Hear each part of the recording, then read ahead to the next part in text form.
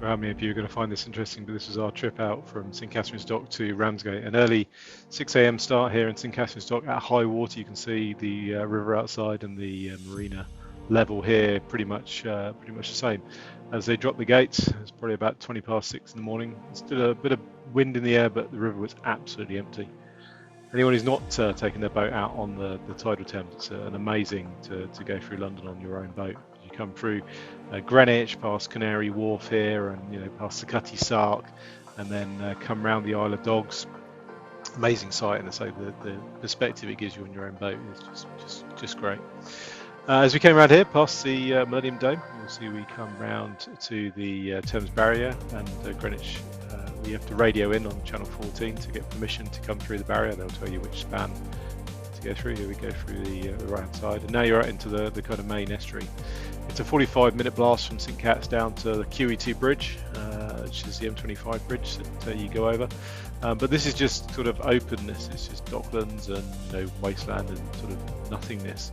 As you run down here out, it's normally pretty flat. There's not too much sort of tide and waves that really affect you in this area as you run down.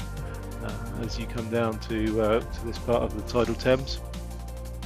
There's the QE2 bridge through the M25 going over. We were going a lot faster than probably many of the people in the morning, sort of 7 o'clock in the morning as we came under that.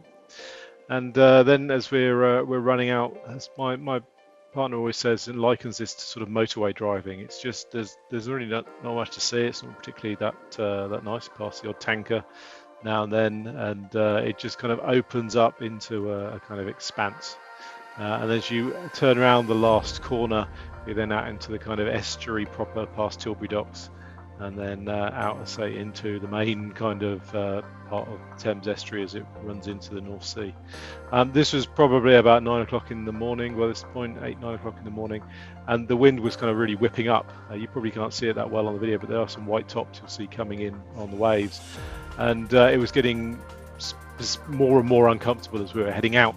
And the boat chop, it was kind of wind over tide. The tide was kind of going out. The wind was kind of coming in, and you can see at this point getting really lively. The time-lapse isn't really showing it, but it's probably about a force 3-4 wind coming in, say, on the outgoing tide. So it was pretty uncomfortable and pretty horrible at this point. And as a skipper, we kind of had to make a call. I made a call and said, let's turn around and head for Queensborough. We know Queensborough. We've been to the all-tide landing at Queensborough, and we decided to turn around and just head there and sort of take stock, work out what we're going to do. We're going to continue on to Ramsgate later on, or stay in the Medway, go up to Chatham, maybe up to Wellington, and change the plan for the route. There's no point taking risks or being uncomfortable. So if we turned round, we had the wind behind us, and as you see, it's much calmer now as we then ran back up the estuary towards the Medway, and made the turn into the Medway, and then the left turn then into the River Swale,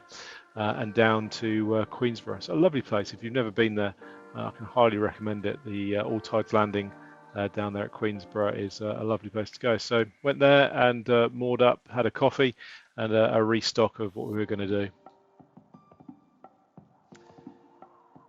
About an hour later, we took the dog off, had a coffee, and sort of rethought.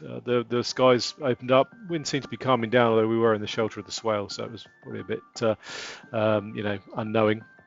But we decided to give it a go and give it a go. So we headed out again, and it was pretty smooth for the first sort of 2 hours probably. It ran up to speed, probably about 20 knots at this point, 22 knots, as we headed out into the estuary again.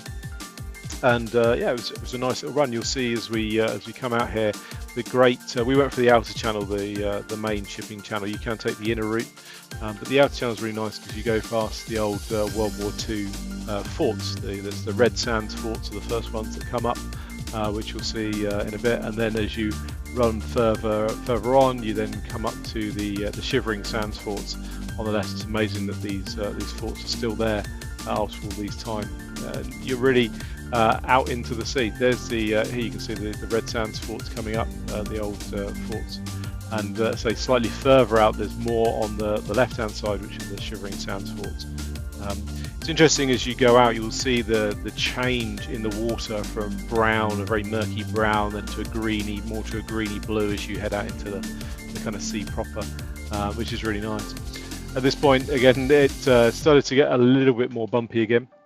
It's going around the kind of Isle of Thanet, and kind of going to take the turn around of the end of Kent, and then round again. Still, I say, pretty flat, but the last kind of hour or so, the chop really started to come up again.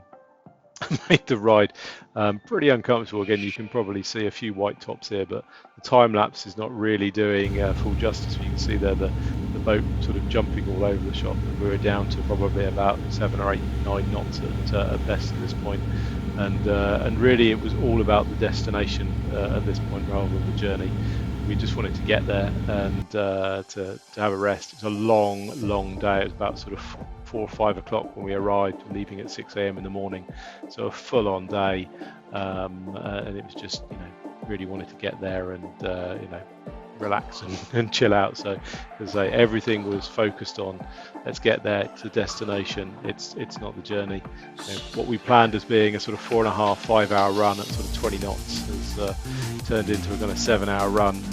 But as we came around, you can see here it's slightly more bumpy as we came around through Margate, around the top of Thanet, and then joined up with some other boats as we came along the beach at Ramsgate, and then made the final turn into the marina there, into the Royal Ramsgate port, through the barrier, harbour walls, and then into our berths. As I say, probably the most boring video you'll ever see, but hopefully you found it useful. I can tell you the return journey was so much different. 4.5 hours, it was flat calm, we nailed it back round, and again, that was more about the journey.